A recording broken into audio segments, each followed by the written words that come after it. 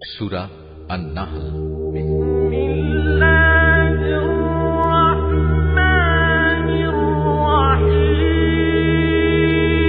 রহমান রহিম আল্লাহ তাআলার নামে। এ বুঝি আল্লাহ তাআলার আযাবের আদেশ এসে গেল, অতএব হে কাফেররা, এর জন্য তোমরা মোটেই তাড়াহুড়ো করো না। তিনি মহিমান্বিত। এ জালেম লোকেরা তার সাথে অন্যদের যেভাবে শরীক করে, তিনি তার অনেক ঊর্ধ্বে। তিনি ওহী দিয়ে তার আদেশ বলে তার যে বান্দার উপর চান ফেরেশতাদের পাঠান, মানুষদের সতর্ক করে দাও, আমি ছাড়া দ্বিতীয় কোনো মাবুদ নেই, অতএব তোমরা আমাকেই ভয় করো। তিনি আসমান সমূহ ও জমিনকে যথাবিধি তৈরি করেছেন। তারা যাদের তার সাথে শরীক করে, তিনি তার চাইতে অনেক ঊর্ধ্বে।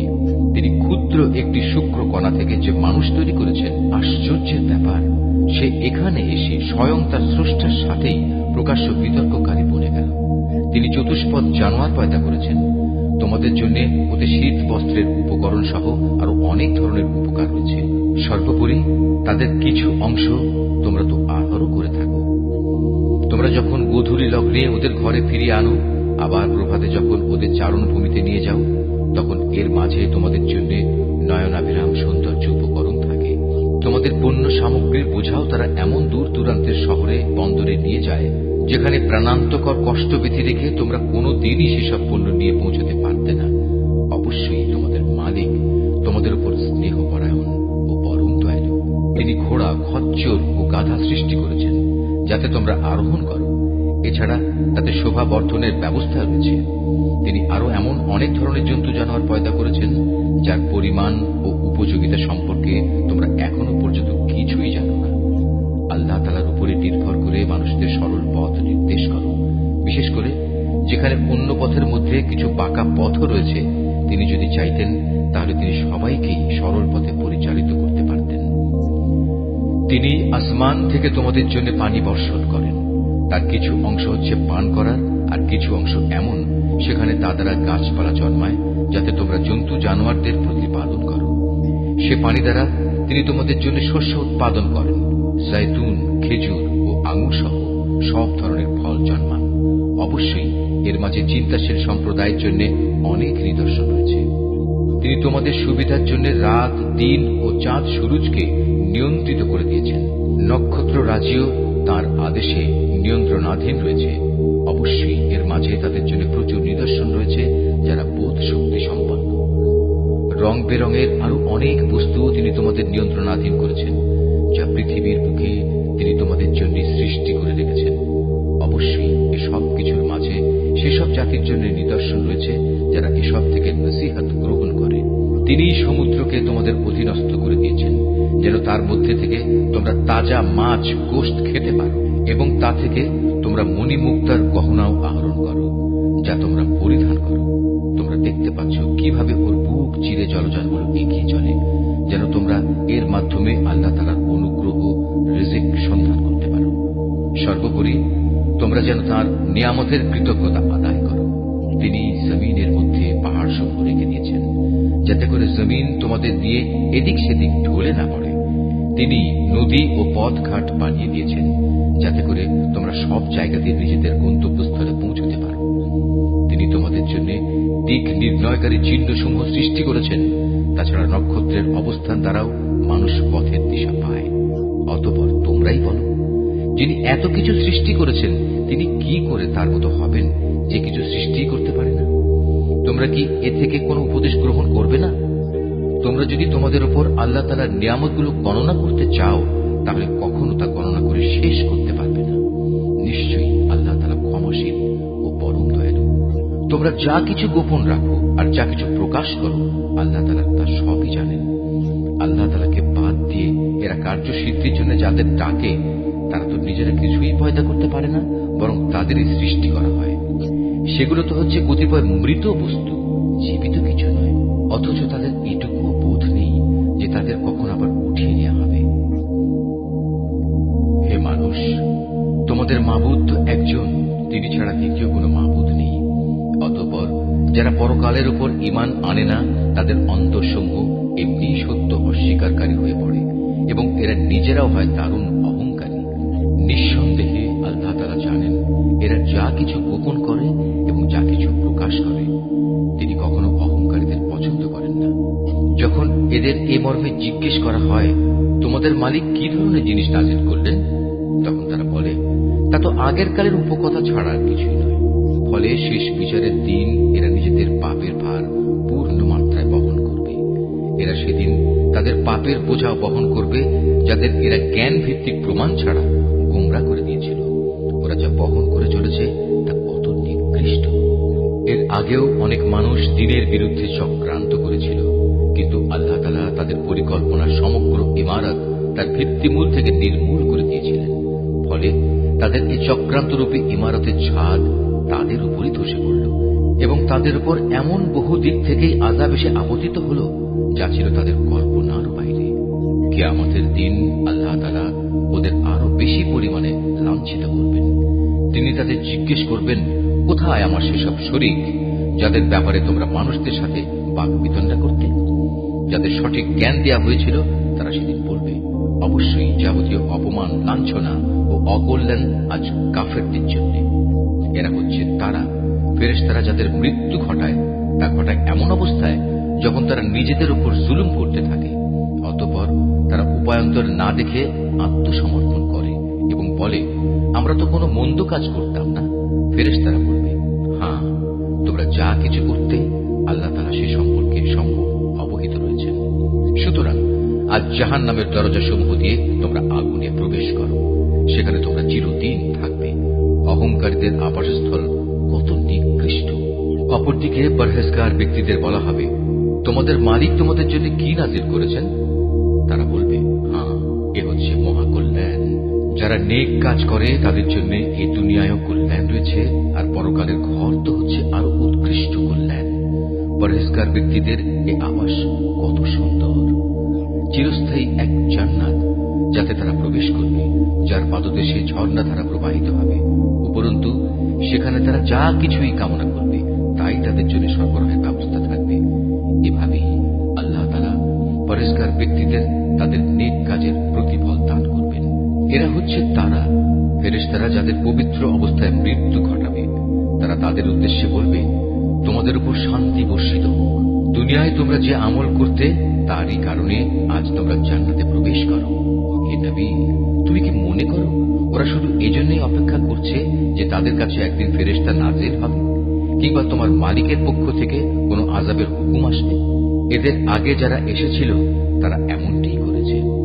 এদের উপর আযাব পাঠিয়ে আল্লাহ তাআলা কোনো জুলুম করেননি, বরং তারা নিজেরাই নিজেদের উপর জুলুম করেছে। পরিশেষে তাদের উপর তাদের মন্দ কাজের শাস্তি আপতিত হল। একসময় সে আযাব তাদের পরিবেষ্টন করে নিল, যা নিয়ে তারা হামেশা ঠাট্টা বিদ্রূপ করে বেড়াত। মুশরিকরা বলে, যদি আল্লাহ তাআলা চাইতেন তাহলে আমরা তো তাঁকে বাদ দিয়ে অন্য কিছুর ইবাদত করতাম না, না আমাদের বাপ দাদারা অন্য কারো ইবাদত করত। আমরা তাঁর অনুমতি ছাড়া কোনো জিনিস হারামও করতাম না। একই ধরনের কাজ তাদের পূর্ববর্তী লোকেরাও করেছে। আসলে রাসূলদের উপর সুস্পষ্ট বাণী পৌঁছে দেওয়া ছাড়া আর কোনো অতিরিক্ত দায়িত্ব কি আছে? আমি অবশ্যই প্রত্যেক জাতির কাছে রাসূল পাঠিয়েছি, যাতে করে তাদের কাছে সে বলতে পারে, তোমরা এক আল্লাহ তাআলার ইবাদত করো এবং নাফরমান শক্তিসমূহকে বর্জন করো। সে জাতির মধ্যে অতঃপর আল্লাহ তাআলা কিছু লোককে হিদায়াত দান করেন, আর কতক লোকের উপর গোমরাহি চেপে বসে গেছে। অতএব তোমরা আল্লাহর জমিনে পরিভ্রমণ করো এবং দেখো যারা রাসূলদের মিথ্যা প্রতিপন্ন করেছে তাদের কি ভয়াবহ পরিণাম হয়েছিল। হে নবী, তুমি এদের হেদায়েতের ব্যাপারে যতই আগ্রহী হও না কেন, এরা কখনো হেদায়েত পাবে না। কেননা আল্লাহ তাআলা যাকে গোমরা করে দিয়েছেন তাকে তিনি সৎ পথে পরিচালিত করবেন না। আর এমন লোকদের আযাব থেকে বাঁচানোর জন্য কোনো সাহায্যকারীও নেই। এরা আল্লাহ তাআলার নামে শক্ত ধরনের শপথ করে বলে, যে ব্যক্তির মৃত্যু হয়ে যায় তাকে আল্লাহ তাআলা কখনো দ্বিতীয়বার উঠিয়ে আনবেন না। হে নবী, তুমি বলো, হ্যাঁ, অবশ্যই এটা তাঁর সত্য ওয়াদা, কিন্তু অধিকাংশ মানুষই তো জানে না। এটা তিনি এজন্য করবেন যে বিষয়ে এরা মতবিরোধ করত। কিয়ামতের দিন তাদের জন্য তিনি তা স্পষ্ট করে দেখিয়ে দেবেন, এবং যারা আজ অস্বীকার করে তারাও এই কথাটা জেনে নেবে তারা সত্যি সত্যি ছিল মিথ্যাবাদী। আমি যখনই কোনো কিছু ঘটাতে চাই তখন সে বিষয়ে আমার বলা কেবল এটুকুই হয় যে হও, অতঃপর তা সংঘটিত হয়ে যায়। স্মরণ করো যারা আল্লাহর পথে হিজরত করেছে, বিশেষ করে ঈমান আনার কারণে তাদের উপর জুলুম হওয়ার পর আমি অবশ্য তাদের এই পৃথিবীতেই উত্তম আশ্রয় দেব, আর আখিরাতের পুরস্কার তা তো এর থেকে অনেক বেশি শ্রেষ্ঠ। কত ভালো হতো যদি তারা কথাটা জানত। যারা বিপদে ধৈর্য ধারণ করে এবং যারা আল্লাহর উপর নির্ভরশীল থাকে তাদের জন্য আখিরাতের অনেক পুরস্কার রয়েছে। হে নবী, আমি তোমার আগেও এ মানুষদের মধ্যে থেকেই কিছু ব্যক্তিকে রসুল বানিয়ে প্রেরণ করেছি যাদের উপর আমি ওহী পাঠিয়েছি। অতএব যদি তোমরা না জানো তাহলে কেতাবধারীদের জিজ্ঞেস করো। এসব নবীকে আমি সুস্পষ্ট দলিল প্রমাণ ও কেতাব সহকারে পাঠিয়েছি। একইভাবে আজ তোমার কাছেও কেতাব নাযিল করেছি, যাতে করে যে শিক্ষা মানুষদের জন্য তাদের কাছে পাঠানো হয়েছে তুমি তা তাদের সুস্পষ্টভাবে বোঝাতে পারো, যেন তারা নিজেরাও একটু চিন্তা ভাবনা করে। যারা আল্লাহ তাআলা ও তার রসুলের বিরুদ্ধে হীন চক্রান্ত করে তারা কি এ বিষয়ে নিশ্চিত ও নিরাপদ হয়ে গেছে যে আল্লাহ তাআলা এজন্য তাদের ভূগর্ভে ধসিয়ে দেবেন না, কিংবা এমন কোন দিক থেকে তাদের উপর আযাব এসে আপতিত হবে না যা তারা কখনো চিন্তাও করতে পারেনি, কিংবা তাদের তিনি এমন সময় পাকড়াও করবেন না যখন তারা চলাফেরা করতে থাকবে। এরা কখনোই তাকে তার কোনো কাজে অক্ষম করে দিতে পারবে না, অথবা এমন হবে না যে প্রথমে তিনি তাদের কিছু দূর চলতে দেবেন অতঃপর পাকড়াও করবেন। অবশ্যই তোমার মালিক একান্ত স্নেহশীল ও পরম দয়ালু। এই আয়াতটি যিনি তেলাওয়াত করবেন এবং যিনি এই আয়াতটির তেলাওয়াত শুনবেন তাদের সবাইকে এখানে একটি সাজদা আদায় করতে হবে। এটা ওয়াজিব। এরা কি আল্লাহ তাআলা যা কিছু সৃষ্টি করেছেন তার প্রতি লক্ষ্য করে না যে তার ছায়া আল্লাহর সামনে সাজদাবনত অবস্থায় কখনো ডান দিক থেকে কখনো বাঁ দিক থেকে তাঁরই উদ্দেশ্যে ঢলে পড়ে? এরা সবাই তাঁর সামনে অক্ষমতা প্রকাশ করে যাচ্ছে। যা কিছু আছে আসমান সমূহে এবং এ জমিনে বিচরণশীল যা কিছু আছে যত ফেরেশতাকুল তারা সবাই আল্লাহকে সাজদা করে যাচ্ছে। এদের কেউই নিজেদের বড়াই জাহির করে না, উপরন্তু তারা ভয় করে তাদের মালিককে, যিনি তাদের উপর পরাক্রমশালী। তাঁর পক্ষ থেকে তাদের যা আদেশ করা হয় তা তারা বিনীতভাবে পালন করে। হে মানুষ, আল্লাহ তাআলা আদেশ করেছেন তোমরা আনুগত্যের জন্য দুজন মাবুদ গ্রহণ করো না। মাবুদ তো শুধু একজন, সুতরাং তোমরা আমাকেই ভয় করো। আকাশমণ্ডলী ও জমিনের যেখানে যা কিছু আছে তা সবই তাঁর জন্য। জীবন বিধান তাঁর অনুগত করে দেয়াই কর্তব্য। এরপরেও কি তোমরা আল্লাহ তাআলা ছাড়া অন্য কাউকে ভয় করবে? নিয়ামতের যা কিছু তোমাদের কাছে আছে তা তো আল্লাহ তাআলার কাছ থেকেই এসেছে, এবং তোমাদের যদি কোনো দুঃখ দৈন্য স্পর্শ করে তখন তা দূর করার জন্য তাকেই তোমরা বিনীতভাবে ডাকতে শুরু করো। অতঃপর আল্লাহ তাআলা যখন তা দূরীভূত করে দেন তখন তোমাদেরই একদল লোক তাদের মালিকের সাথে অন্যদের শরীক বানিয়ে নেয়, যাতে করে আমি তাদের যা নিয়ামত দান করেছি তারা তা অস্বীকার করতে পারে। সুতরাং কিছুদিনের জন্য এই জীবনটা তোমরা ভোগ করে নাও, অচিরেই তোমরা এই অকৃতজ্ঞতার পরিণাম জানতে পারবে। আমি ওদের যা কিছু রিজিক দান করেছি তার একাংশকে ওরা এমন সবার জন্য নির্ধারণ করে নেয় যারা মূলত জানেও না রিজিকের উৎসমূল কোথায়। আল্লাহ তাআলার শপথ, তোমরা তার সম্পর্কে যে মিথ্যা অপবাদ দিতে সে সম্পর্কে অবশ্যই তোমাদের প্রশ্ন করা হবে। এ মুশরিক ব্যক্তিরা কন্যা সন্তানদের আল্লাহর জন্য নির্ধারণ করে, অথচ আল্লাহ তাআলা এই সব কিছু থেকে অনেক পবিত্র মহিমান্বিত। ওরা নিজেদের জন্য তাই কামনা করে যা তারা পছন্দ করে, অথচ যখন এদের কাউকে কন্যা জন্ম হওয়ার সুখবর দেয়া হয় তখন দুঃখে ব্যথায় তার মুখ কালো হয়ে যায় এবং সে অসহনীয় মনস্তাপে ক্লিষ্ট হয়। যে বিষয়ে তাকে সুসংবাদ দেওয়া হয়েছিল তার মনের কষ্টের কারণে সে তার জাতির লোকদের কাছ থেকে আত্মগোপন করে থাকতে চায়। ভাবতে থাকে, সে কি এ সদ্য প্রসূত কন্যা সন্তানকে অপমানের সাথে রাখবে না তাকে মাটিতে পুঁতে ফেলবে? ভালোভাবে শুনে রাখো, আসলে কন্যা সন্তান সম্পর্কে ওরা যা সিদ্ধান্ত করে তা অতি নিকৃষ্ট। বস্তুত যারা আখিরাত দিবসের উপর ঈমান আনে না তাদের জন্য এ ধরনের নিকৃষ্ট পরিণামই রয়েছে, আর আল্লাহ তাআলার জন্যই সর্বশ্রেষ্ঠ পরিণাম। তিনি মহাপরাক্রমশালী ও প্রবল প্রজ্ঞাময়। আল্লাহ তাআলা মানুষদের তাদের নাফরমানির জন্য যদি সাথে সাথেই পাকড়াও করতেন তাহলে এই জমিনের বুকে কোনো একটি বিচরণশীল জীবকেই তিনি ছেড়ে দিতেন না, কিন্তু আল্লাহ তাআলা তাদের এক বিশেষ সময়সীমা পর্যন্ত অবকাশ দেন। অতঃপর যখন অবকাশের শেষ সময় তাদের সামনে এসে হাজির হয়, তখন তারা যেমন মুহূর্তকালও বিলম্ব করতে পারে না, তেমন তাকে তারা একটুখানি এগিয়েও আনতে পারে না। এরা আল্লাহ তাআলার জন্য সে বিষয়টি প্রস্তাব করে যা স্বয়ং তারা নিজেদের জন্য পছন্দ করে না। তাদের জিহ্বা তাদের জন্য মিথ্যা কথা বলে যে পরকালে তাদের জন্য সব কল্যাণ রয়েছে, অথচ তাদের জন্য সেখানে থাকবে জাহান্নামের আগুন এবং তারাই সেখানে সবার আগে নিক্ষিপ্ত হবে।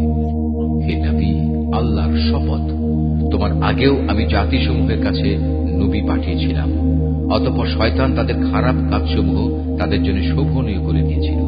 সে শয়তান আজও তাদের বন্ধু হিসেবে হাজির আছে। তাদের সবার জন্যই রয়েছে কঠোর আযাব। হে নবী, আমি তোমার উপর এই কিতাব এজন্যই নাযিল করেছি যেন তুমি তাদের সামনে সেই বিষয়সমূহ সুস্পষ্ট করে পেশ করতে পারো যা নিয়ে তারা মতবিরোধ করত। বস্তুত এই কিতাব হচ্ছে ঈমানদার লোকদের জন্য হিদায়াত ও আল্লাহ তাআলার অনুগ্রহ স্বরূপ। আল্লাহ তাআলা আসমান থেকে পানি বর্ষণ করেন, অতঃপর একবার মুর্দা হয়ে যাওয়ার পর সে পানি দিয়ে তিনি জমিনকে জীবিত করে তোলেন। অবশ্যই এতে আল্লাহর কুদরতের বহু নিদর্শন রয়েছে সে জাতির জন্য যারা আল্লাহর কথা কান দিয়ে শোনে। অবশ্যই তোমাদের জন্য গৃহপালিত জন্তু জানোয়ারের মাঝে প্রচুর শিক্ষার বিষয় রয়েছে। তাদের উদরস্থিত দুর্গন্ধময় গোবর ও নাপাক রক্তের মধ্যে থেকে নিঃসৃত পানীয় খাঁটি দুধ আমি তোমাদের পান করাই। পানকারীদের জন্য এটি বিশুদ্ধ ও সুস্বাদু। খেজুর এবং আঙুর ফলের মধ্যেও শিক্ষণীয় বিষয় রয়েছে। তা থেকে তোমরা নেশাকর হারাম জিনিস যেমন বের করে আনছো, তেমনি তা থেকে হালাল এবং উত্তম রিজিকও তোমরা লাভ করছো।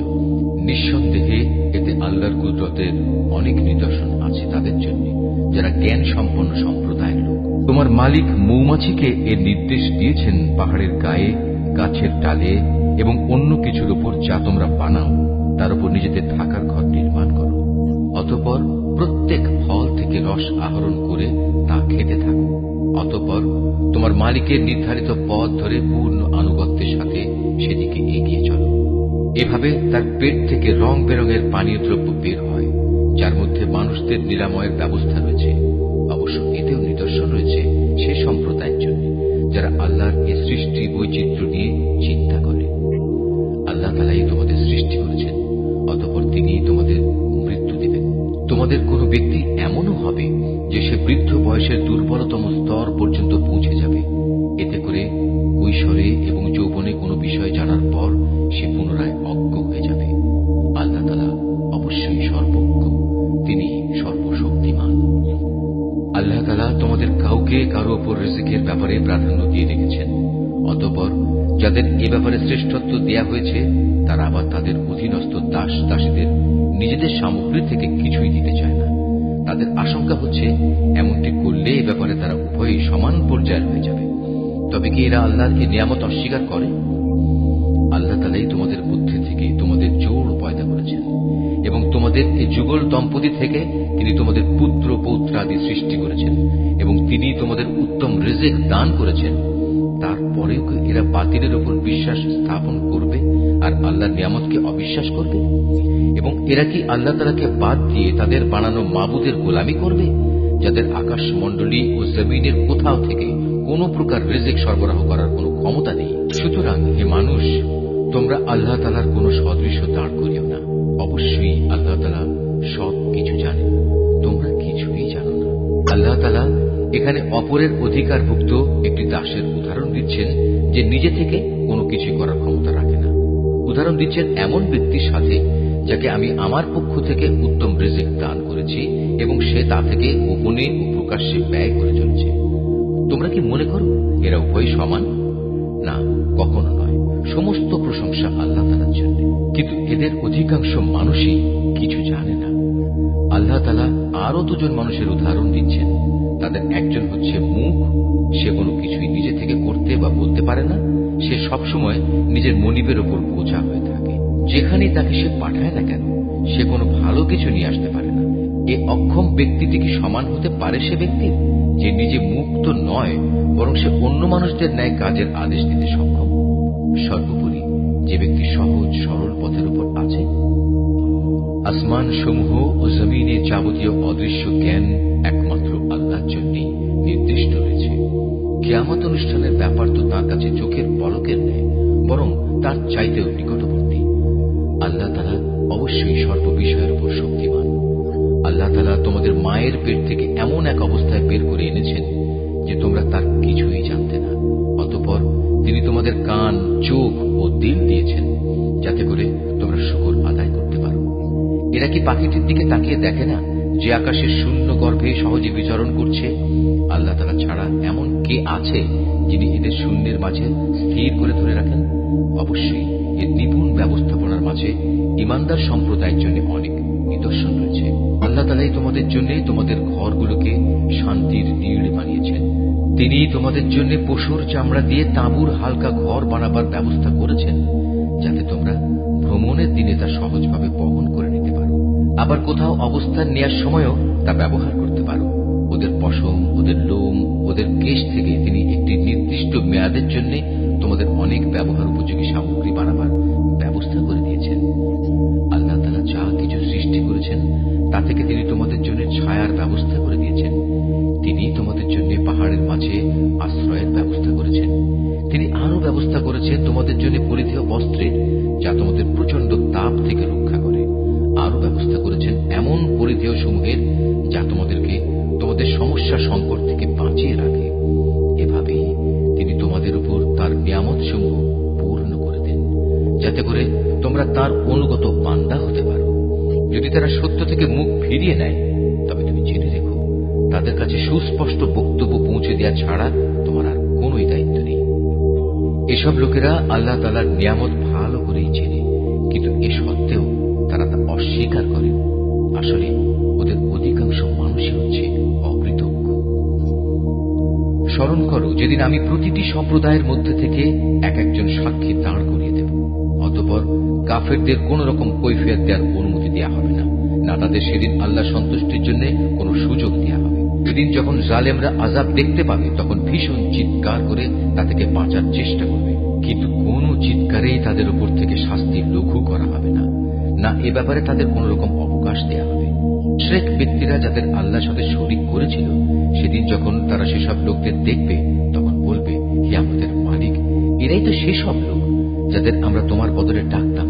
অতঃপর সে শরীক কিংবা মুশরিক ব্যক্তিরা উল্টো তাদের উপরেই অভিযোগ নিক্ষেপ করে বলবে, না, আসলে তোমরাই হচ্ছে মিথ্যাবাদী। তখন এ মুশরিক ব্যক্তিরা আল্লাহর কাছে আত্মসমর্পণ করবে। যা কিছু কথা তারা উদ্ভাবন করত সেদিন তা নিষ্ফল হয়ে যাবে। যারা কুফরি করেছে এবং অন্য মানুষদেরও আল্লাহর পথ থেকে বাধা দিয়েছে, আমি সেদিন তাদের আযাবের উপর আযাব বৃদ্ধি করব। এটা হচ্ছে তাদের সেই অশান্তি ও ফাসাদের শাস্তি যা তারা দুনিয়ায় করে এসেছে।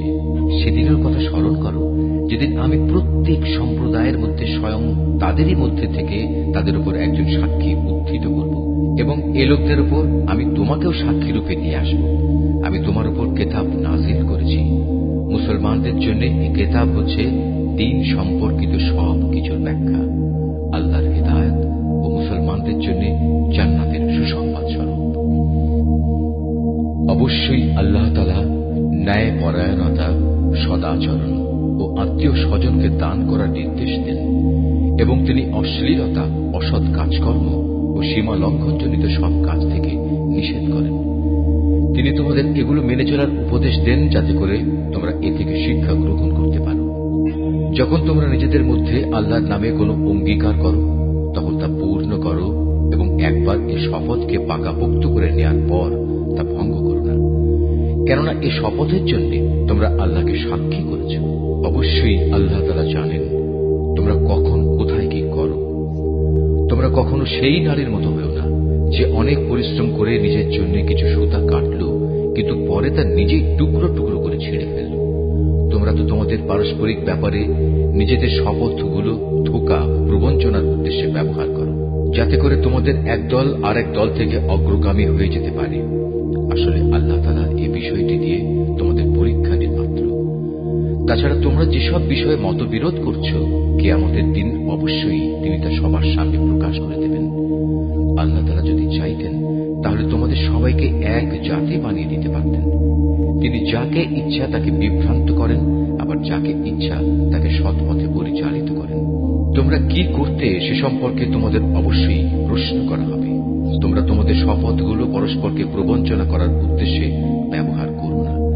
এমন করলে মানুষের পা একবার স্থির হওয়ার পর পুনরায় পিছলে পড়ে যাবে এবং আল্লাহর পথ থেকে মানুষদের বাধা দেওয়ার কারণে এ দুনিয়ায়ও তোমাদের শাস্তির স্বাদ গ্রহণ করতে হবে এবং আখিরাতেও তোমাদের জন্য থাকবে কঠোর আযাব। তোমরা আল্লাহর নামে অঙ্গীকারকে দুনিয়ার সামান্য স্বার্থের বিনিময়ে বিক্রি করে দিও না। সততা ও বিশ্বস্ততার পুরস্কার যা আল্লাহর কাছে আছে তা তোমাদের জন্য অনেক উত্তম। যদি তোমরা জানতে যা কিছু সহায় সম্পদ তোমাদের কাছে আছে তা একদিন নিঃশেষ হয়ে যাবে, অপরদিকে আল্লাহর কাছে এর যা বিনিময় আছে তা হামেশাই বাকি থাকবে। সে আশায় যারা ধৈর্য ধারণ করেছে এবং ভালো কাজ করেছে, নিশ্চয়ই আল্লাহ তাআলা তাদের সেসব কর্মের শ্রেষ্ঠ পুরস্কার দেবেন। তোমাদের পুরুষ কিংবা নারীর মধ্যে যে ব্যক্তি কোনো নেক কাজ করবে এমতাবস্থায় যে সে হবে যথার্থ মোমেন, তাহলে অবশ্যই তাকে আমি দুনিয়ার বুকে পবিত্র জীবন যাপন করাবো এবং আখিরাতের জীবনেও তাদের দুনিয়ার জীবনের কার্যক্রমের অবশ্যই উত্তম বিনিময় দান করব। অতঃপর তোমরা যখন কোরআন পড়তে শুরু করবে তখন বিতাড়িত শয়তানের ওয়াসওয়াসা থেকে আল্লাহর কাছে আশ্রয় চাও। যারা আল্লাহর উপর ঈমান আনে এবং যাবতীয় কার্যকলাপে তাদের মালিকের উপর ভরসা করে, তাদের উপর শয়তানের কোনোই আধিপত্য নেই। তার সব আধিপত্য তো তাদের উপরই চলে যারা তাকে বন্ধু ও অভিভাবক হিসেবে গ্রহণ করেছে, উপরন্তু যারা তার সাথে শরীক করেছে।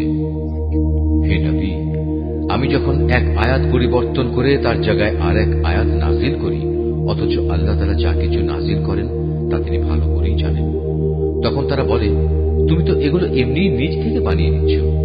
আসলে তাদের অধিকাংশ মানুষই আল্লাহর সূক্ষ্ম রহস্য জানে না। তুমি তাদের বলো, হ্যাঁ, এ কোরআনকে জিবরাইল ফেরেশতা তোমার মালিকের কাছ থেকে ঠিকভাবেই নাজিল করেছে, যাতে করে যারা আল্লাহর উপর ঈমান এনেছে তাদের তিনি সুদৃঢ় ভিত্তির উপর প্রতিষ্ঠিত করতে পারেন। সর্বোপরি এটা যেন হয় অনুগত বান্দাদের পথ নির্দেশ ও জান্নাতের সুসংবাদ বাণী। হে নবী, আমি ভালো করে জানি এরা তোমার ব্যাপারে কি বলে। এরা বলে, এ কোরআন তো একজন মানুষ এসে এ ব্যক্তিকে পড়িয়ে দিয়ে যায়, অথচ যে ব্যক্তিটির দিকে এরা ইঙ্গিত করে তার ভাষা আরবি নয়, আর এ কোরআন হচ্ছে সুস্পষ্ট আরবি ভাষা। আসল কথা হচ্ছে, যারা আল্লাহর আয়াত সমূহে বিশ্বাস করে না, আল্লাহ তাআলাও তাদের সঠিক পথে পরিচালিত করেন না, আর তাদের জন্যই মর্মান্তিক আযাব রয়েছে। নিজের পক্ষ থেকে কথা বানানো কখনো নবীর কাজ হতে পারে না, বরং এটা হচ্ছে তাদের কাজ যারা আল্লাহর আয়াতের উপর ঈমান আনে না। আসলে এরাই হচ্ছে মিথ্যাবাদী। যে ব্যক্তি একবার ঈমান আনার পর কুফরি করে, যদি তাকে কুফরি বাক্য উচ্চারণ করতে বাধ্য করা হয় অথচ তার অন্তর ঈমানের উপরই সন্তুষ্ট থাকে, তাহলে আল্লাহ তাআলা তা হয়তো মাফ করে দেবেন। কিন্তু যে তার অন্তরকে কুফরির জন্য সদা উন্মুক্ত করে রাখে, তাদের উপর আল্লাহর গজব, তাদের জন্যই রয়েছে মর্মন্তুদ শাস্তি। এটা এই জন্যে যে তারা দুনিয়ার জীবনকে পরকালীন জীবনের উপর প্রাধান্য দিয়েছে। আল্লাহ তাআলা কখনো কাফের সম্প্রদায়কে হেদায়েত দান করেন না। এরাই হচ্ছে সেসব লোক যাদের অন্তরে, যাদের কানে ও যাদের চোখের উপর আল্লাহ তাআলা সিল এঁটে দিয়েছেন। আসলে এরা সবাই ভয়াবহ আযাব সম্পর্কে গাফেল। নিশ্চয়ই ওরা পরলোকে ভীষণ ক্ষতিগ্রস্ত হবে। এর বিপরীত যারা ঈমানের পথে নির্যাতিত হওয়ার পর হিজরত করে, অতঃপর আল্লাহর পথে জিহাদ করে এবং বিপদে ধৈর্য ধারণ করে, হে নবী, অবশ্যই তোমার মালিক এ পরীক্ষার পর তাদের প্রতি ক্ষমাশীল ও পরম দয়ালু হবেন। স্মরণ করো যেদিন প্রত্যেক ব্যক্তি আত্মপক্ষ সমর্থনে যুক্তি প্রদর্শন করতে এগিয়ে আসবে। প্রত্যেক ব্যক্তিকেই কানাকড়ি হিসাব করে তার কৃতকর্মের প্রতিফল আদায় করে দেওয়া হবে এবং তাদের কারো উপর কোন রকম অবিচার করা হবে না। আল্লাহ তাআলা এমন একটি জনপদের উদাহরণ তোমাদের সামনে উপস্থাপন করছেন যা ছিল নিরাপদ ও নিশ্চিন্ত। সেখানে চারদিক থেকে তাদের কাছে প্রচুর পরিমাণ রিজিক আসত। অতঃপর এক পর্যায়ে তারা আল্লাহর নিয়ামত অস্বীকার করল। ফলে তারা যে আচরণ করে বেড়াত তার শাস্তি হিসেবে আল্লাহ তাআলা তাদের ক্ষুধা ও ভীতির পোশাক পরিয়ে তাদের শাস্তি দিলেন। অবশ্যই তাদের কাছে তাদেরই মধ্যে থেকে একজন রাসূল এসেছিল, কিন্তু তারা তাকে অস্বীকার করল।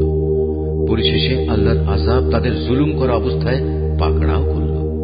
আল্লাহ তাআলা তোমাদের জন্য যা কিছু পবিত্র ও হালাল রিজিক দিয়েছেন তোমরা তা আহার করো, যদি তোমরা সত্যি একান্তভাবে তাঁরই গোলামি করো, তাহলে এই জন্য আল্লাহ তাআলার নিয়ামতের কৃতজ্ঞতা জ্ঞাপন করো। তিনি তো তোমাদের উপর শুধু মৃত জন্তু, রক্ত এবং শুয়োরের গোশত হারাম করেছেন। আরো হারাম করেছেন এমন জানোয়ার যার উপর জবাই করার সময় আল্লাহ তাআলা ছাড়া অন্য কারোর নাম নেওয়া হয়েছে। কিন্তু যদি কাউকে এর কোনো একটা খেতে বাধ্য করা হয়, সে যদি বিদ্রোহী কিংবা সীমা লঙ্ঘনকারী না হয়, তাহলে সে যেন জেনে রাখে আল্লাহ তাআলা ক্ষমাশীল ও পরম দয়ালু। তোমাদের জিহ্বা আল্লাহ তাআলার উপর মিথ্যা আরোপ করে বলেই কখনো কথা বলো না যে এটা হালাল ও এটা হারাম।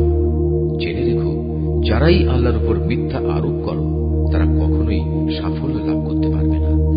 তাদের জন্য এটা পার্থিব জীবনের সামান্য কিছু সামগ্রী মাত্র। পরকালে তাদের জন্য রয়েছে কঠোর আযাব। হে নবী, ইহুদিদের উপর আমি সেসব কিছু হারাম করেছি যা ইতিপূর্বে আমি তোমার কাছে বর্ণনা করেছি। এগুলো হারাম করে আমি তাদের উপর কোনো অবিচার করিনি, বরং তারা আমার আদেশ না মেনে নিজেরাই নিজেদের উপর অবিচার করেছে। অতঃপর অবশ্যই তোমার মালিক তাদের উপর দয়া করেছেন যারা অজ্ঞতাবশত কোনো গুনাহের কাজ করল, অতঃপর অন্যায় বুঝতে পেরে তওবা করল এবং তওবার পর নিজেদের সংশোধনও করে নিল। হে নবী, তোমার মালিক অবশ্যই এরপর তাদের জন্য হবেন ক্ষমাশীল ও পরম দয়ালু। নিশ্চয়ই ইব্রাহিম ছিল একটি উম্মতের সমমর্যাদাবান। সে ছিল আল্লাহর একান্ত অনুগত ও একনিষ্ঠ বান্দা। সে কখনো মুশরিকদের অন্তর্ভুক্ত ছিল না। সে ছিল আল্লাহ তাআলার নিয়ামতের প্রতি কৃতজ্ঞ। আল্লাহ তাআলা তাকে নবুয়তের জন্য বাছাই করেছেন এবং তাকে তিনি সরল পথে পরিচালিত করেছেন। আমি তাকে দুনিয়াতেও প্রচুর কল্যাণ দান করেছি, আর পরকালেও সে নিঃসন্দেহে নেক মানুষদের অন্তর্ভুক্ত হবে। অতঃপর হে নবী, আমি তোমার উপর ওহী পাঠালাম যে তুমি একনিষ্ঠভাবে ইব্রাহিমের মিল্লাত অনুসরণ করো। আর সে কখনো মুশরিকদের দলভুক্ত ছিল না। শনিবার পালন করা তো কেবল তাদের জন্যই বাধ্যতামূলক করা হয়েছিল যারা এই বিষয়টি নিয়ে অযথা মতবিরোধ করেছে। অবশ্যই তোমার মালিক কিয়ামতের দিন তাদের মাঝে সেসব বিষয়ে মীমাংসা করে দেবেন, যেসব বিষয়ে সেখানে তারা মতবিরোধ করত। হে নবী, তুমি তোমার মালিকের পথে মানুষদের প্রজ্ঞা ও সদুপদেশ দ্বারা আহ্বান করো। কখনো তর্কে যেতে হলে তুমি এমন এক পদ্ধতিতে যুক্তিতর্ক করো যা সবচাইতে উৎকৃষ্ট পন্থা। তোমার মালিক এটা ভালো করেই জানেন কে তার পথ থেকে বিপদগামী হয়ে গেছে, আবার যে ব্যক্তি হেদায়েতের পথে রয়েছে তিনি তার সম্পর্কেও সবিশেষ অবহিত আছেন। যদি তোমরা কাউকে শাস্তি দাও তাহলে ঠিক ততটুকু শাস্তি দেবে যতটুকু অন্যায় তোমাদের সাথে করা হয়েছে। অবশ্য যদি তোমরা ধৈর্য ধারণ করো তাহলে জেনে রেখো ধৈর্যশীলদের জন্য তাই হচ্ছে উত্তম। হে নবী, তুমি নির্যাতন নিপীড়নে ধৈর্য ধারণ করো। তোমার ধৈর্য সম্ভব হবে শুধু আল্লাহ তাআলার সাহায্য দিয়ে। এদের আচরণের উপর দুঃখ করো না। এরা যেসব ষড়যন্ত্র করে চলেছে তাতে তুমি মনক্ষুণ্ণ হও না। অবশ্যই আল্লাহ তাআলা তাদের সাথে রয়েছেন যারা জীবনের সর্বত্র আল্লাহ